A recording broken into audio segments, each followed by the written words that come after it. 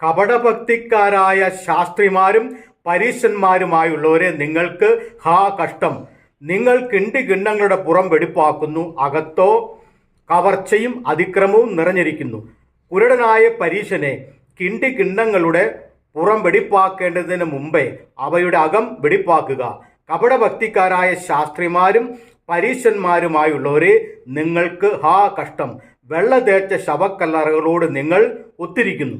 അവ പുറമെ അഴകായി ശോഭിക്കുന്നെങ്കിലും അകമേ ചത്തവരുടെ അസ്ഥികളും സകലവിധ അശുദ്ധിയും നിറഞ്ഞിരിക്കുന്നു.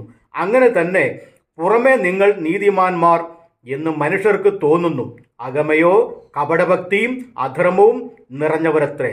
കപടഭക്തിക്കാരായ ശാസ്ത്രിമാരും പരീശന്മാരുമായുള്ളവരെ നിങ്ങൾക്ക് ഹാ കഷ്ടം. നിങ്ങൾ പ്രവാചകന്മാരുടെ കല്ലറകളെ പണിതും നീതിമാന്മാരുടെ കല്ലറകളെ അലങ്കരിച്ചുകൊണ്ട് ഞങ്ങൾ പിതാക്കന്മാരുടെ കാലത്തുണ്ടായിരുന്നു എങ്കിൽ പ്രവാചകന്മാരെ കൊല്ലുന്നതിൽ കൂട്ടാളികൾ ആകെയില്ലായിരുന്നു എന്ന് പറയുന്നു. അങ്ങനെ നിങ്ങൾ പ്രവാചകന്മാരെ കൊന്നവരുടെ മക്കൾ എന്ന് നിങ്ങൾ തന്നെ സാക്ഷ്യം പറയുന്നുവല്ലോ. പിതാക്കന്മാരുടെ അളവ് നിങ്ങൾ പൂരിപ്പിച്ചുകൊള്ളുവിൻ. പാമ്പുകളെ, സർപ്പസന്തതികളെ, നിങ്ങൾ നരകവിധി എങ്ങനെ ഒഴിഞ്ഞു പോകും? മത്തായിയുടെ സുവിശേഷം 23 അധ്യായം 25 മുതൽ 33 വരെയുള്ള വാക്യങ്ങൾ. അകം വെടിപ്പാക്കി നരകവിധി ഒഴിഞ്ഞ് അനുഗ്രഹിക്കപ്പെടുവാൻ ദൈവം നമ്മെ സഹായിക്കട്ടെ. ആമേൻ.